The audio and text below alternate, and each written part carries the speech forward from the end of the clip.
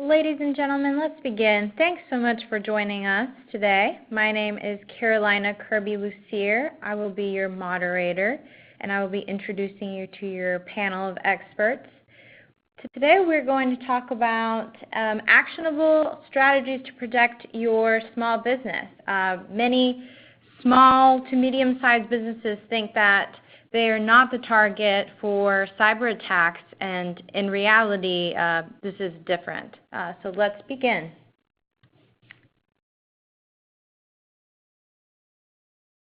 Today we will cover, again, kind of introductions. I'll let the speakers give some background on their organization and who they are. Then we'll talk about what the current security landscape is. We will discuss the most common types of threats and cyber attacks, and then we will jump into how to prevent those common types of attacks and threats, especially at any budget.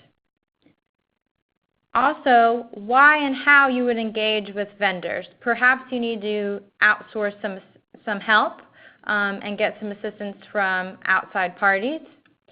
And then we will leave time at the end for questions and answers. I would like to keep the webinar to 45 minutes and then allow for plenty of time, at least 10 minutes, for questions and answers at the end. For those of you on the line today participating, we would like you to engage with us. We would like it to be a conversation. So at any point in time, feel free to enter your questions and submit them in the participant feedback box on the bottom left-hand corner there. And we will be asking you a few poll questions throughout to try to better understand what your needs are. After the webinar, you will be receiving a copy of the presentation so that you can have it for reference and share it with any of your colleagues. And you'll also get a copy of the recording. So without further ado, I will introduce you to our speakers today. Nicole, welcome. Thank you. Terry McDaniel, thanks for joining us. Absolutely. And Nemi George, it's a pleasure to have you. Thank you very much.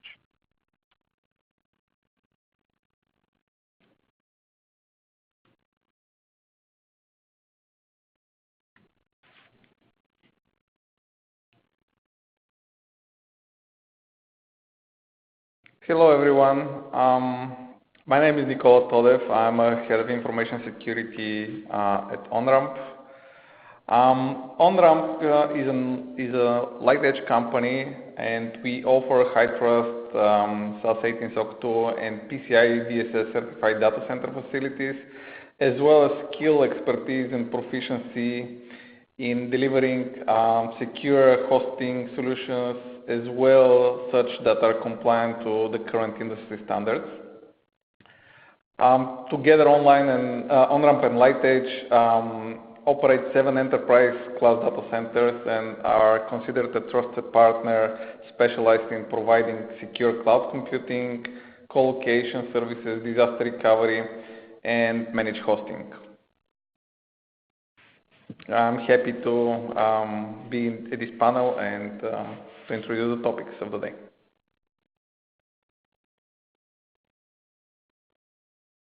Thank you, Nicola.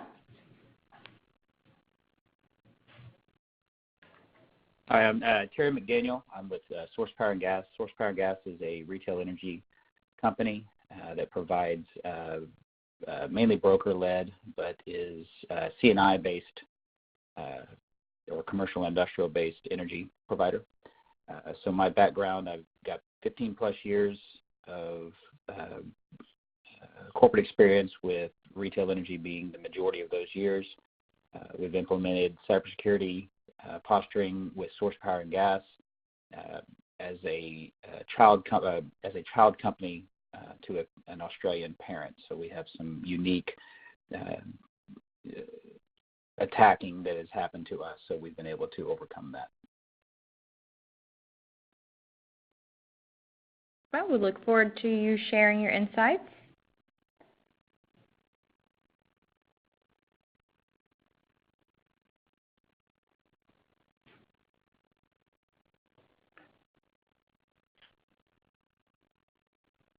And my name is George. I'm Senior Director for Information Security and Security Operations here at Pacific Dental Services. We are a dental support organization, so we build out IT operations for dental companies. So the idea is that they go into practice, they focus on dentistry, and then we provide all of the systems, all of the IT, their hosted platforms, everything from EMR to the tax to the billing platforms and credit card payment systems. And we also take care of all of their compliance requirements like HIPAA, HITRUST, PCI, and so on. So looking forward to the conversations tonight. Thank you. Great. So we are going to have a quick question for you guys here just to better understand where you're at. For those of you participating today, can you please answer for us, do you currently have a plan in place to mitigate and contain a cyber attack? So if you'll just take a moment there.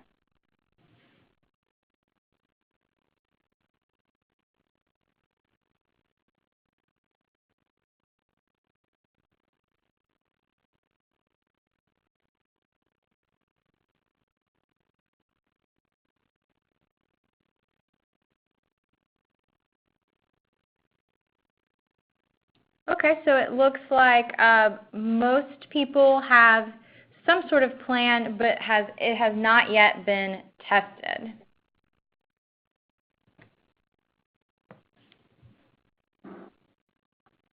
So this is good information. So this means that we've been thinking about what we have to do in order to be prepared for an attack.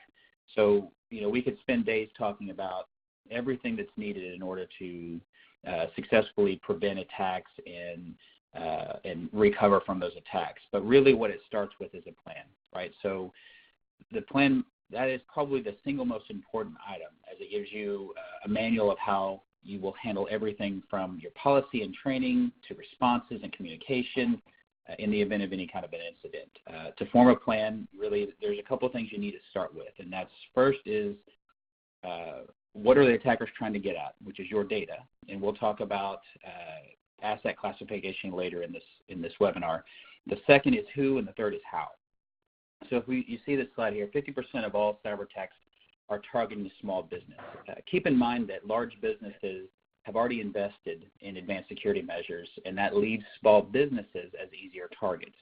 So the anticipation would be, because of weaponizing of machine learning, making it easier to perpetrate attacks, it makes it harder to defend, especially for smaller businesses that do not have the machine learning in place on their side that would help prevent.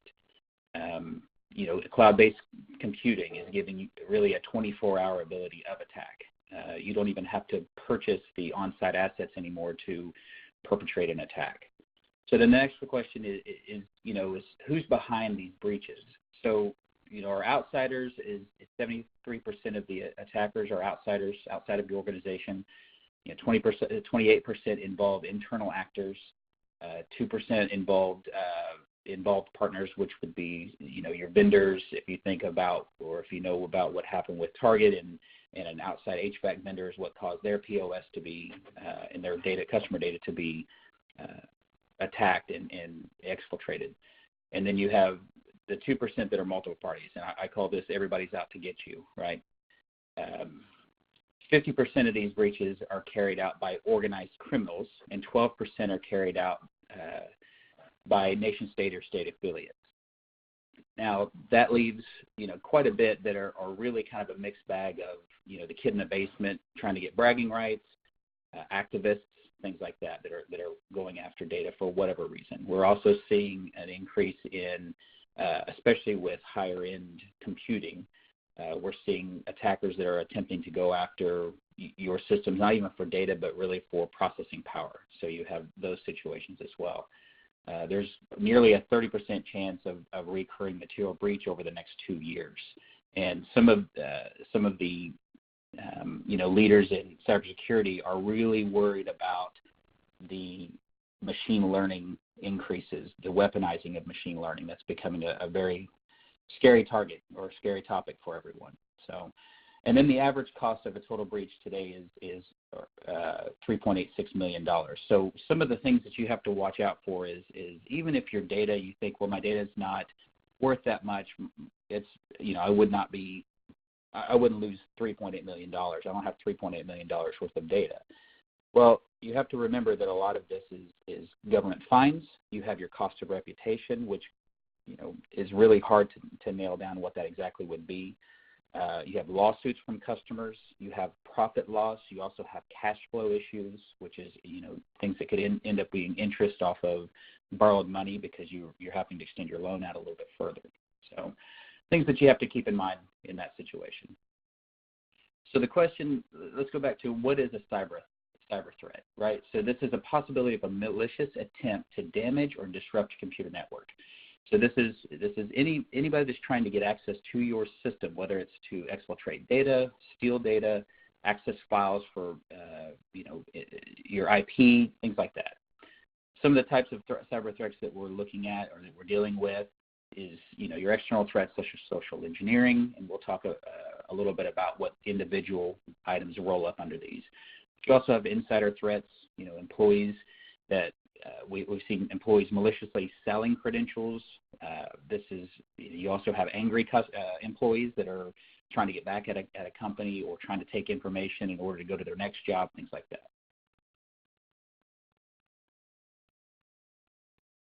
So some of the examples that you would see. So you have denial of service. So denial of service attacks, very simply put, is it's somebody external that is attempting to slow down your systems, whether it's your website. This is especially difficult for companies who sell things online. If you have somebody that's slowing down your website, then you will not be making a lot of money, right? Now, we've also seen this happen where you could do this to yourself by not obviously putting enough infrastructure or computing in place, but we're seeing this as an external threat as well. And this could come from from activists that are trying to stop you from selling something. It could, again. So then we have man-in-the-middle attacks. This is where basically somebody inserts or somebody hijacks by inserting themselves between the client and the server. We have phishing and spear phishing, which is it's the third most common, but it's second most difficult to prevent. This relies on employee and human behavior.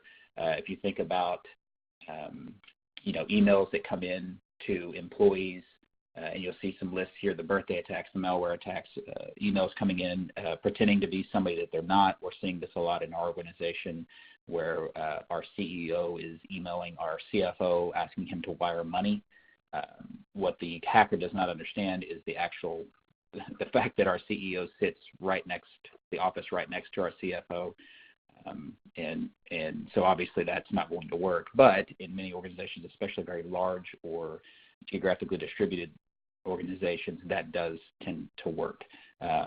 Just kind of an insight on that. One of the biggest ways is policies. What is your procedures that keep things like that from happening? And so we'll kind of go into some of the ways to prevent as we go through.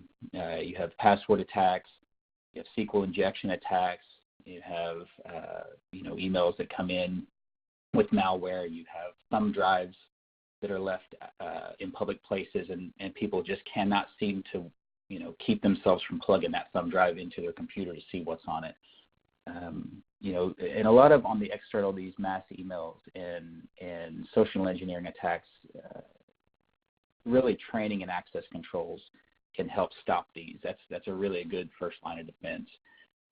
Some of the insider, obviously the malicious selling login information, employees going out and clicking on sites and loading code thinking that they're downloading something, that they, some app or something like that, but they're actually loading code into the system. And the ways to prevent those, really is around access code control and what we call forced collusion, right? Don't have that one master access point that allows everybody into the system and to configure and to load and to, all of that. So you're forcing multiple people within the organization to collude in order to create an attack or create a successful attack. So, as we move through this webinar, we'll get increasingly more detailed in our discussion. But remember that everything we discuss rolls up to that comprehensive plan. When building your plan, how well you can tell the story, and this is important because you can have the best plan in the world, but if you cannot sell it to your executives, your board of directors, your CFO, the people with the money, it's going to be very difficult for you to implement anything that's really successful. What is the most important when you're talking to these boards and the executives and you're trying to get funding is you need to speak the language of risk and return on investment. If you can tell a good story and explain how you need to spend $10,000 to protect, $100,000, you're going to get through to them. That cybersecurity plan, it's very rarely successful without a top-down approach. So not only do you need the funding, but you also need that rollout from the top. Without that, it's going to be very difficult to implement anything because you can't just implement and forget it. You have to be constantly watching for what's the newest thing that's coming up. And having that story up front is really important to continuing down the line. So with that, I'll turn it back over to the moderator for the next question. Yeah, so we'd like to know what barriers are keeping you from protecting your business and its assets today. To the best of your ability, you can select more than one of these, but we just kind of want to get a better understanding of what is going on your end that maybe is not allowing you to fulfill your plan to the best of your ability.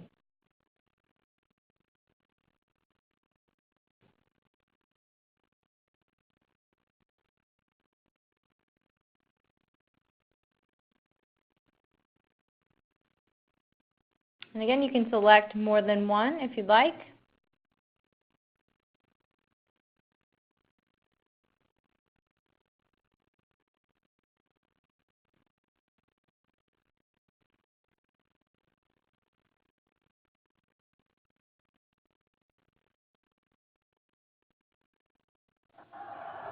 All right, so it looks like it is a kind of a mixed bag. It's a little bit of everything. So, lack of resources, perhaps limitations with funding, and not being sure where to start with that knowledge gap. So let's continue. So in order to protect your business, it's important to understand what is valuable. These kind of assets may have a major impact on the business, and usually those are in the form of know-how, patents, customer data, process or tools that may give competitive advantage to the business. To understand the threats to these valuable assets, the first point to start will be to identify how such assets participate in the business services and how those assets interact with the business customers. These kind of interactions could have weak points. The inputs and output process may not be streamlined sufficiently. Identification authorization process to identify authorized users may have weaknesses as well. And these kind of elements will be the priority points which we may potentially have to improve. The improvement of potentially risky elements should be based on clearly defined goals and objectives. What is the maximum risk capacity for the organization? That will be how much of the sensitive asset value we can lose. What is the business tolerance, or how much of those assets value we are willing to lose? And based on those 2 points, we can define a mitigation strategy, which will also provide the guidance on security controls and compliance spending as a portion of the value the businesses is willing to lose. We should not spend on risk mitigation and controls more than we are willing to lose or going to lose from the risk itself. All those steps must be embedded in the organizational process. They need to be supervised through governance processes and potentially adapted as needed based on the ever-changing environment. The governance processes will also allocate and monitor resources, internal and external, and they need to manage and monitor risks, associate controls, and at the end of the day ensure that the business objectives are achieved.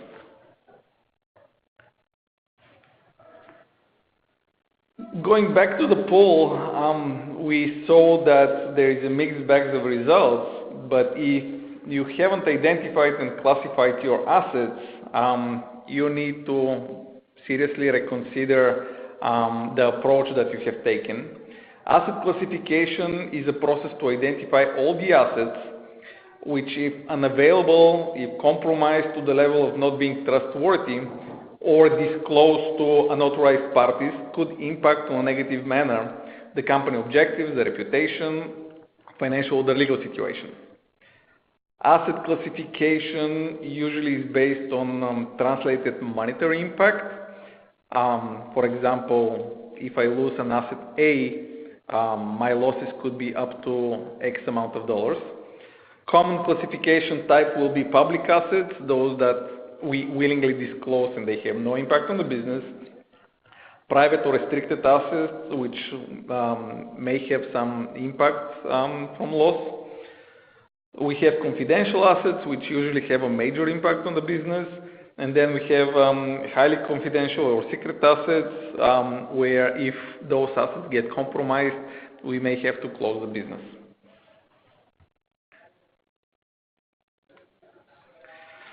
So protection of a business or individuals in that regard should be based on a holistic approach of managing risk to the objectives, reputation, or legal compliance. The risk can often be related to three main components, which is people, processes, and technology. We can consider as well a fourth element, which is which can be considered as a separate element, which is third parties, which adds another dimension to those risks. This is the business relationships with other entities.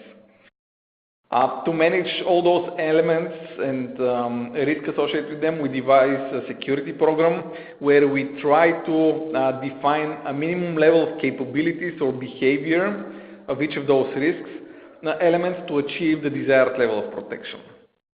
And remember, these kind of elements are common across the border to any organization, not only yours, but as well to your customers, your suppliers, your vendors, and so on.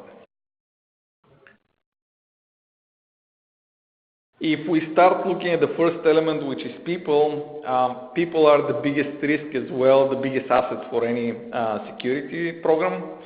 When we talk about management of risk linked to people, we should perhaps look into such risks into perspective. According to a state of the industry report by the information security company Shreddit, employee negligence is the main cause of data breaches. The report found that 47% of business leaders said human errors such as accidental loss of device or document by an employee had caused a data breach at the organization. Remember, we hear on the news as well, people lost their laptops with sensitive data, sometimes government data, and so on. All these potential events can have a significant impact to your business. The way to address risk from people, I would say there are two main directions that we can take. The first is to build a necessary level of threat awareness and expected behavior in case of abnormal events. This kind of awareness is achieved through training, and awareness should increase with the level of responsibility for the individuals and the functions. Whoever has access to more sensitive data, they usually should have more training specialized with their specific job functions. Very good results have been achieved through utilizing a gamification approach to the security awareness training. And employees have better engagement as well as a better understanding of the action they should have taken in case of such events. Running social campaigns like USB drops, phishing simulation are good practices to raise awareness and turn people to your greatest asset and link to be a security agent. You can produce dashboards and create competitive games within your environment where people can be rewarded for the most fish-prone department, the first people to report suspicious emails, and you can apply simple type of rewards like voucher, gift card, T-shirts, company T-shirts, and so on, which will definitely boost morale and ensure the employees' commitment.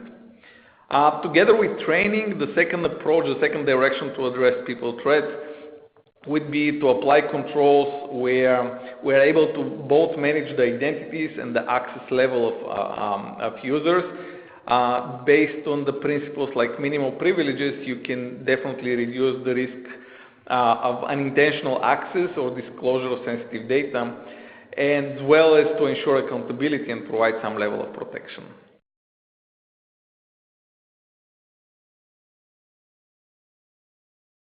So how do we pull all of this together? I guess the best way to do this is building out an overall information security program.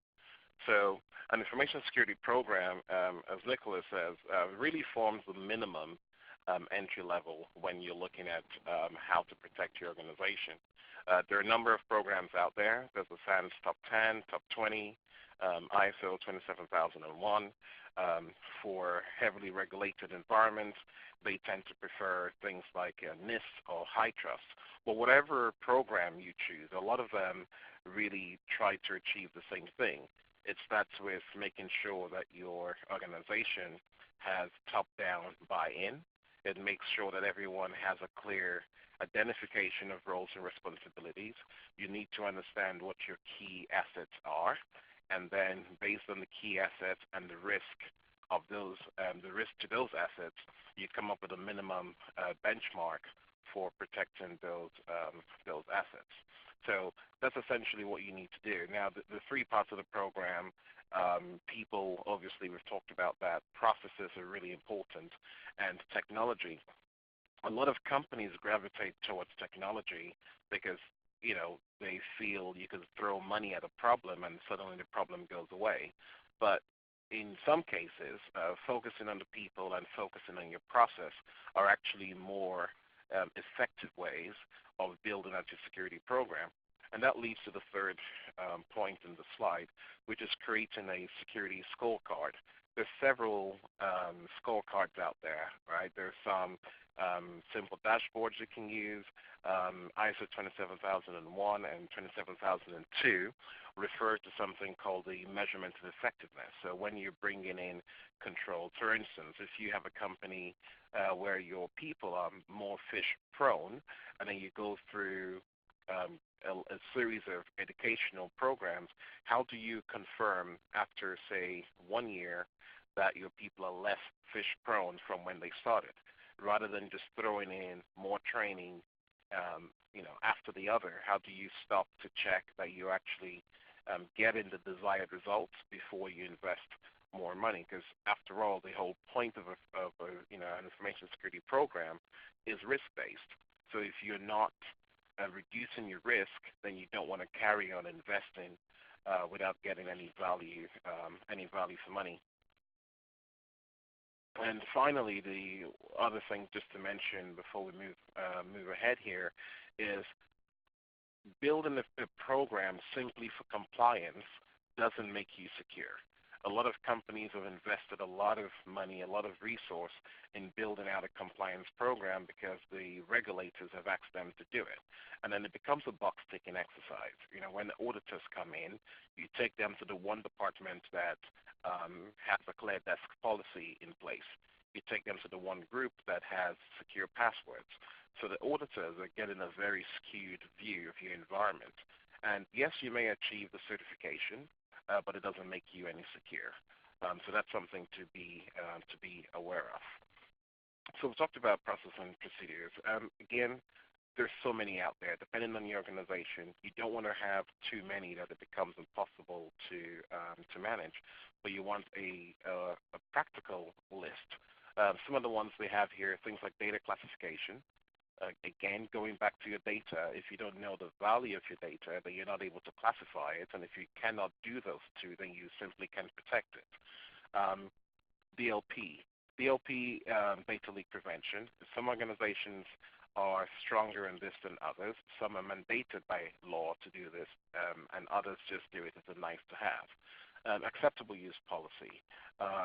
Perhaps the most important security policy that you can have. And this just says, what are you able to do with company assets based on your role? Everything from a laptop to, if you're a BYOD shop, using your personal phone, but then your acceptable use needs to go beyond that. It needs to go into the use of IoT devices. It's got to go into the use of applications. Are your users allowed to use Dropbox, for instance, or Box or OneDrive to store confidential information? And you don't want to have to talk about a policy after the fact. You want to think about all the areas where your organization is possibly impacted and build that into your policy. Change management, equally important. If you don't have control over what's changing in your environment, if people are able, even with the best intentions, to just go and make changes across your environment, then you're potentially seeing yourself up for a crisis because you don't know what's going to change. They may do a change entirely non-malicious that can bring down your entire organization. Remote access policy is really important, especially in today's world where we're increasingly reliant on third-party vendors. Are you giving third parties full access to your environment? How are you regulating third parties when they leave your environment? Whose role and responsibility is it to manage those third parties and the access that they have? A lot of companies don't have that in place. And then there are other technical controls that you can do around, network segmentation, access controls, periodically carrying out security assessments, penetration testing. Make sure that when you do things like penetration testing that you actually have a scope that is representative of your entire environment rather than having, pen testing the same infrastructure every single time. A lot of people will limit their pen test to their public-facing websites. Well, that's great, but what about carrying out a health check on your core firewall or on your core switches? All that's part of your network. I prefer to use the phrase an IT health check rather than a penetration test because sometimes the penetration test becomes very specific, similar to a vulnerability assessment, which seems to only look at applications and review, their CV scores, and then you have a very long Excel spreadsheet that oftentimes nobody goes back to review and remediate, remediate those concerns that have been raised. But finally, on the process and procedures, even with the best plans, things do happen. And so when things happen, do you have an incident plan that is able to at least direct or coordinate your ability to respond from that incident? And there are various levels of incident plans. You can have a general operational or major incident plan, or you can have one dedicated to, say, cybersecurity. You may have one that is more enterprise level that looks at crisis. So depending on where you are in that sort of incident management spectrum, all of that may not be just IT or information security. Your crisis management plan may be held by HR or facilities or your public relations department. But whatever the case and whoever has responsibility for that policy, you need to make sure that you have one and everyone understands their roles and responsibilities before you have an incident. And we're going to talk about technology. Obviously, a lot of us are technology professionals. We love the technology space. It's like a kid in a candy store. We're almost always looking for the next thing to buy. Right? There's no shortage of vendors out there willing to sell you something new. But we do have to question, based on the assets we're looking to protect, based on our risk assessment, how effective the technology is. And once you've done that, there's also another part to technology, which is the user adoption. And I'll pick an example here, data classification. It's a very important control, but a lot of companies choose to do manual classification, which is great. And they would argue the reason for doing manual classification is to engage the users. But now, for every email that I have to send, I now need to select a classification window. And if you're using, say, a cloud-based classification tool, in some cases, if that tool is not able to talk back to their server, if you have a poor internet connection, in some cases that email doesn't actually go. So you end up having a lot of frustrated users having to effectively send the same email twice. So when you're looking at building in technology controls, understand your environment and understand how you sell the story to them so they don't see the technology control as yet another hoop that they have to go through in order to do a simple day-to-day task. Some other controls that you may want to think about, firewalls are very important, although, again, with firewalls are super important 10 years ago. Still important today, but as a lot of organizations move to the cloud, as more applications become more SaaS-based applications, you have to review your investment in your firewall. Are you better off with a firewall? Are you better off with a CASB, a cloud access security broker solution instead? Identity and access management isn't going away anytime soon. Everything from just your basic single sign-on to the ability to integrate third-party vendors and provide tokens between applications. So an application that is trusted is able to exchange information with your own application without the needs of giving out service accounts or domain level credentials. That's also very important. Audit logs. This is going to be so important over the next few years. I mean, it's always been, but now that you have regulations like CCPA and GDPR, the role of your audit logs becomes super important because it's the one way that you're able to go back forensically and identify where data is, identify what's happened. If I come to you and ask for my information to be removed, you would need to prove to me that you have records of everywhere where my information was in the first place. And so the role of having an audit log that has integrity is really important. And that kind of leads me into a SIEM solution, a security information and advanced management. Again, there's several levels here. A SIEM is a great tool, great for compliance, great for forensics, great for incident management, but maybe in another level where you need a SIEM and all you need is some type of log collector, some ability to aggregate logs from the different equipment or devices you have into one central repository, and then you're able to manually parse through those logs. Maybe that's all you need.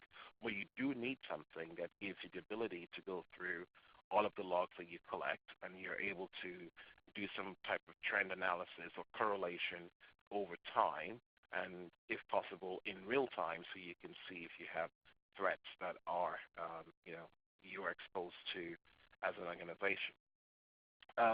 Hardware and OS patching.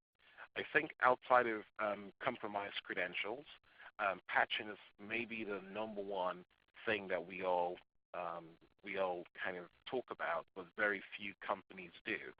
A lot of everything you think about, from Hatbleed to Shell Shock to Mirai and all the issues, all the the malware that we've had, a lot of that would have been stopped in their tracks if we were patched up to the most current patch levels. But a lot of organizations don't do this, oftentimes for what they think are good practical reasons. You have a legacy server and you're afraid to patch in case you break something. But think about that in a different way. What happens if you come into work on a Monday morning and you have ransomware? Let's assume you're a healthcare organization, and now all of your schedule for that day, all of the patients you were meant to see that day, you're unable to see any of them because your systems are effectively down. At that point, performance doesn't become a roadblock. Everybody wants to patch. Everyone wants to do all the things that we should have done months or years ago. So be cognizant of the business and the risk and the operational aspect, but don't let that get in the way of applying good security hygiene, as I like to put it. And with that, I'll pass back off to Terry to take us through a case study. Thank you. So, just to kind of show you guys a couple examples of, how these attacks have impacted, smaller businesses. In the past, we have, a CodeSpace, which is a former SaaS provider. It was attacked via DDoS through its Amazon Cloud panel. The data was erased, backups, offsite backups, configurations, all before extorting the business to claim by claiming for fees, right? So they were wanting to get the data back, so they offered up at a cost. So this actually, they're unable to resolve or do anything, so this business closed down. A medium-sized business this is a retail organization which we can't really disclose or they weren't able to disclose the name, but I actually have knowledge of this company. This, pretty robust cybersecurity. One of the key vendors was actually hacked. The company itself was not hacked, and that was mainly because of the heuristic endpoint protection that they had in place, stopped any attack from coming back into that business. Even though the company itself was not impacted directly with a breach, because that company's vendor was breached, it actually took operations down for somewhere in the tune of 10 days. Those 10 days actual cost, this is cash flow issues, things like that, cost nearly $500,000 with just 10 days. Now, the company didn't close down, but you can see that in situations where even if you are set and you have all the cybersecurity in the world, if you've not paid attention, and to Naomi's point, if your vendor is not being penetration tested, then you are still at risk. And so, the big adage to this is that it's not a matter of if you will be, because you will be hacked. It's a matter of when, and what are you going to do, and how are you prepared for it? So in this situation, the 2 weeks of the company being down, the company was able to use, backup measures in order to keep some semblance of the business running, so it didn't have to shut down. But it still cost a bit of money. Thankfully, this company is still in business and was able to, kind of get past the hack. But the vendor not being prepared, and in this situation, the vendor actually was in the middle of integration for another organization that they were working on, and had what they called integration mode enabled in their backups, caused the issue to kind of perpetrate through the entire system. It was just ransomware. It was a very basic ransomware that anybody could be attacked with, and endpoint protection, just signature-based endpoint protection, could not, and still to this day can't stop it. So.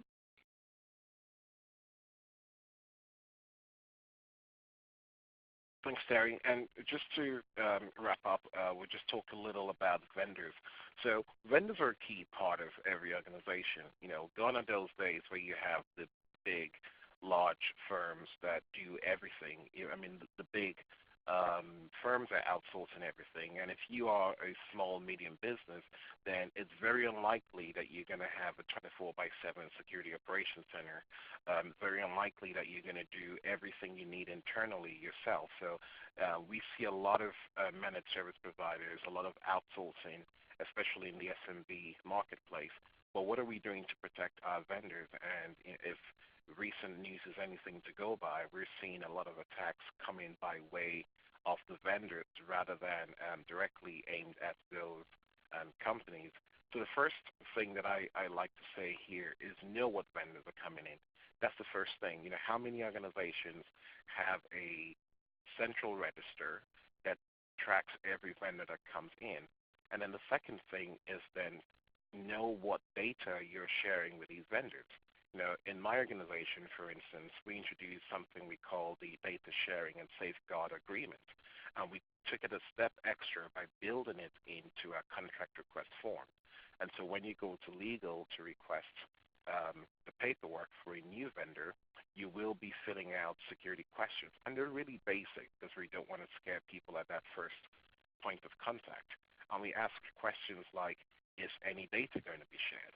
What type of data will be shared with this vendor? will they have access to manipulate this data, or are they simply storing or transmitting this data onward? Do they have the ability to grant themselves access, or do we manage all of the access that they have to our environment? We ask if they're regulated business. If they are, do they have any attestations, any certificates, anything that they can send to us to give us that independent sort of third-party view of their security controls? And we also review the contract, and that's probably the one thing that takes more time than I personally want, but it's a necessary a task that we need to do.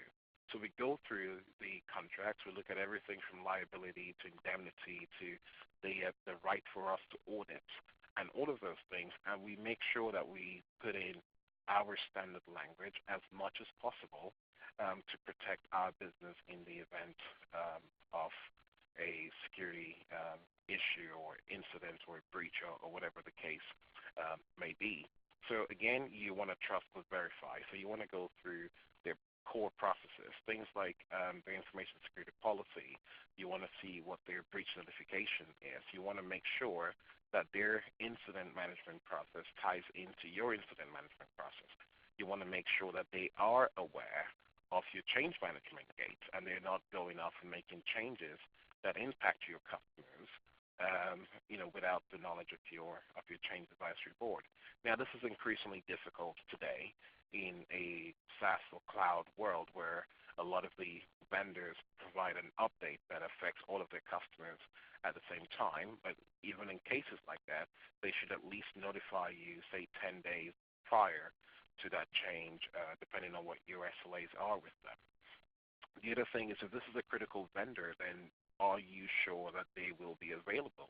Even the big Amazons go down. So, if you're working with a vendor, think about what happened a few years ago with DNS, and roughly a third of the world's global internet or connectivity went down as a result of a relatively unknown vendor.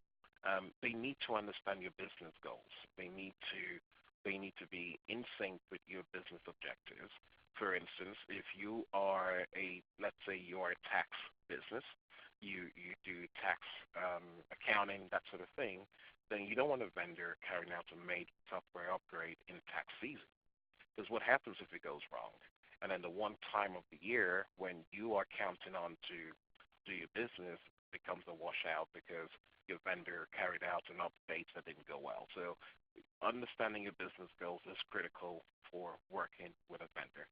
And in some cases, especially if you're in healthcare, then you may need to go an extra step by having them fill out a business associate agreement to cover you as it relates to HIPAA and the use or transmission of protected health information. And how do you enforce SLAs? That's very important. A lot of times they give us the right SLAs to win the contract, right? They say they dance to our tune, they put in all the right metrics. But do we, after the fact, go back to look at those SLAs and hold them accountable to service credits and everything else that we have fought so hard to put into the contract in the first place? And a few things, takeaways, especially as it relates to third parties. You need proof of security controls. That's really important. Certifications, reports, attestations, whatever the case may be. Turnover. If you have vendors who have access to your environment, are they required to notify you when their personnel leave? That's a critical thing that a lot of vendors don't do. We've had incidents in companies I've worked at where third-party vendors who have had access to the office have left the business and a year later have come back and have used the same keys and let themselves in, right? And everything from, the codes to the safe and keys to the front door. This are just basic examples, but it's the same thing. If someone had direct access to one of your servers and had an account and has left that vendor's employment, are you aware that they are no longer there? Because they can use those credentials to log into your systems at any time. Other things are they need to make sure they're using the right equipment, right? Are they using Windows XP terminals to help into your network? Those terminals can be compromised, and then that extends to your network. If you have a vendor that has a history of frequent data breaches or incidents, then perhaps the wrong vendor for you. If they have pending litigation or legal actions and so on.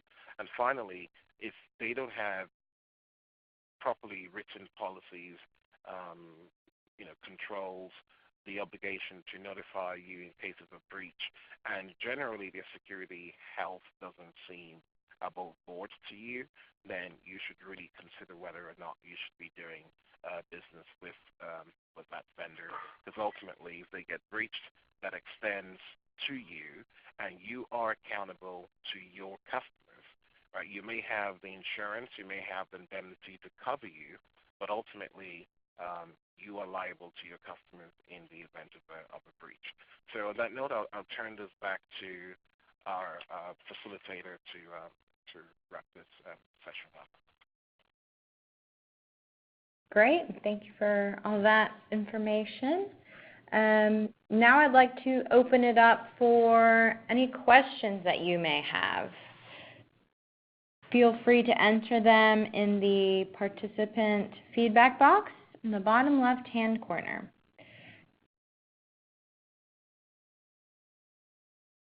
We did receive one question here. What should I do first? I'm not sure where to start. What advice might you have for this person?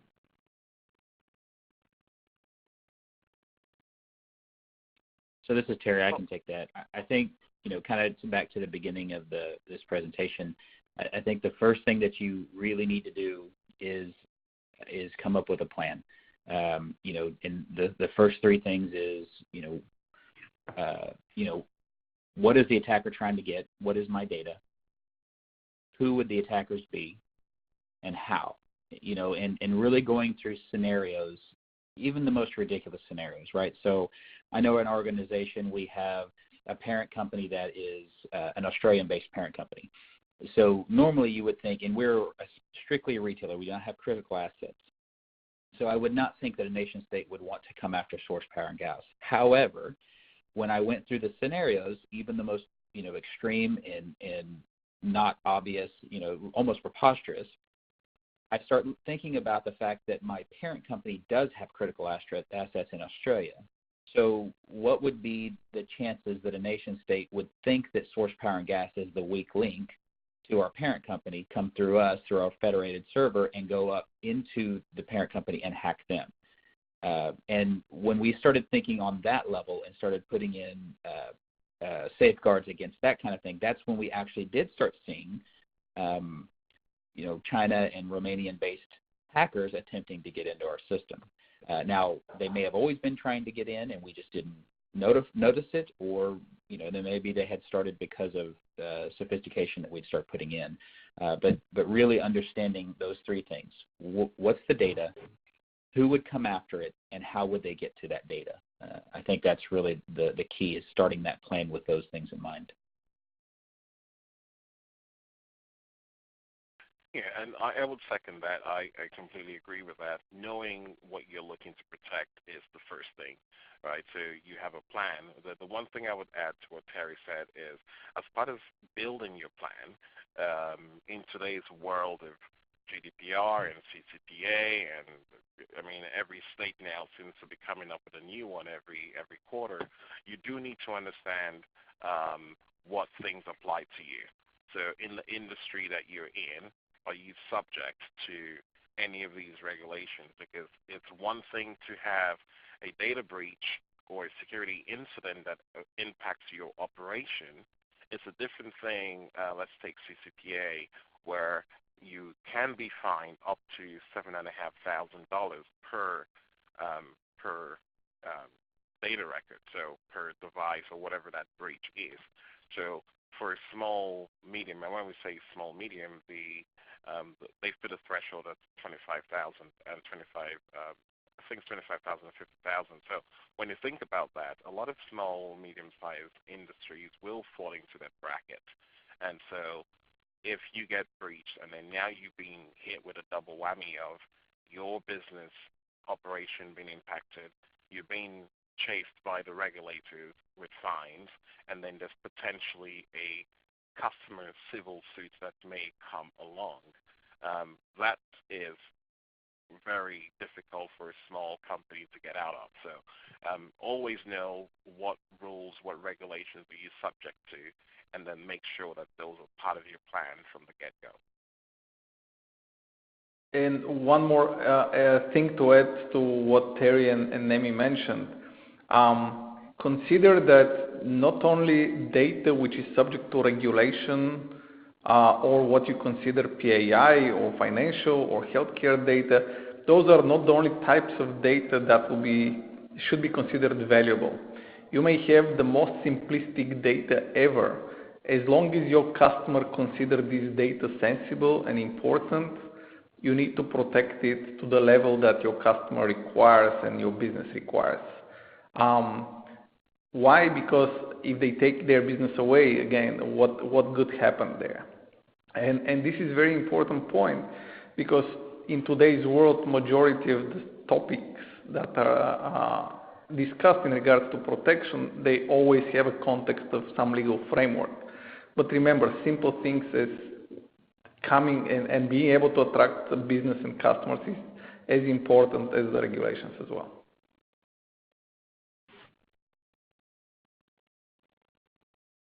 Okay, thank you for your insights, everyone. The next question is, how can I show ROI for cybersecurity? And how do I get buy-in from the rest of my leadership team?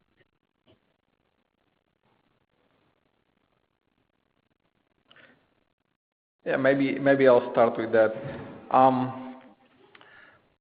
First of all, cybersecurity can be considered as a kind of an insurance policy, although I think it is something that can bring a competitive advantage for any business.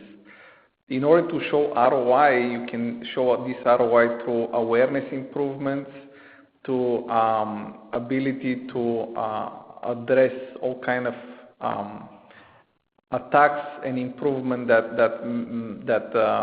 otherwise may have happened in a way from spam or malware and so on. But I think the best way to show the improvement from any cybersecurity program is when you are showing that your business is not impacted as much from the general environment volatilities. One of the key elements of any security program is risk management, and risk management is supposed to help you reduce the volatility and impact of unexpected events.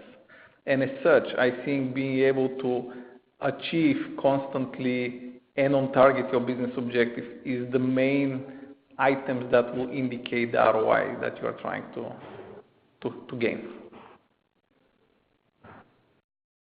Yeah, I would agree.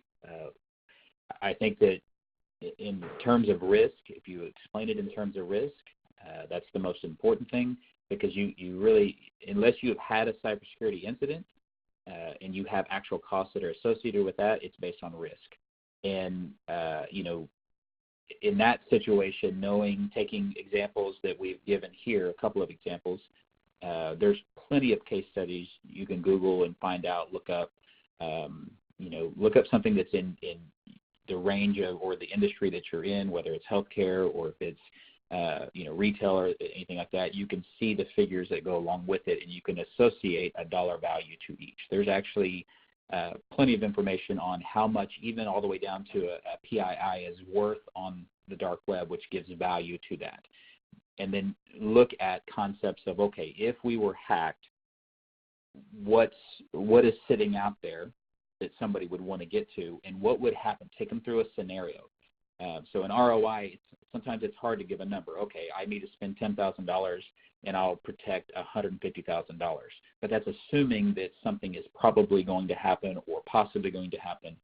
It's a little easier to come up and tell a story and say, look, if we're hacked, this is what it does to our business.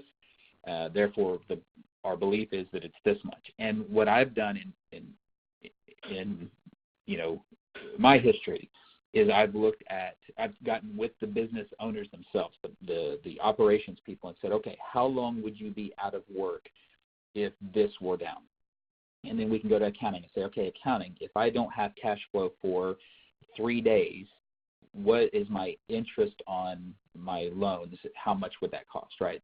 So if you want to get down into the depths, you can. But case studies have tended to be enough. Sometimes shock value kind of helps with ROI, but make sure that you have some data points to back it up.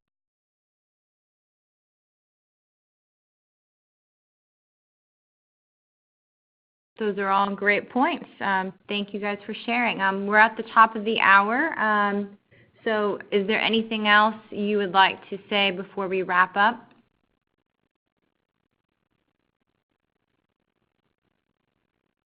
I think for me, I think really, along with all of these questions, I think a good start to any of this is exactly what's happening here, right? We have folks that care about their organization enough to take some time and sit on a webinar that explains, practices and ways to identify attacks and how to prevent them. I think it's very important that we continue to do this over long periods of time because the attacks themselves will be changing.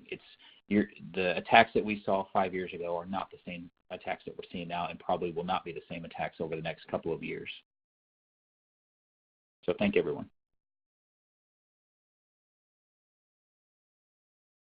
Yes, and thank on my you all side, for... Go ahead. Yeah, on my side, I will just add that while this may be a scary point in general and difficult to start, I think just understanding that what to ask, the fact that there may be partners out there that are willing to help actually will able to reduce the anxiety of trying to address this topic and actually may help to achieve actually the desired outcome.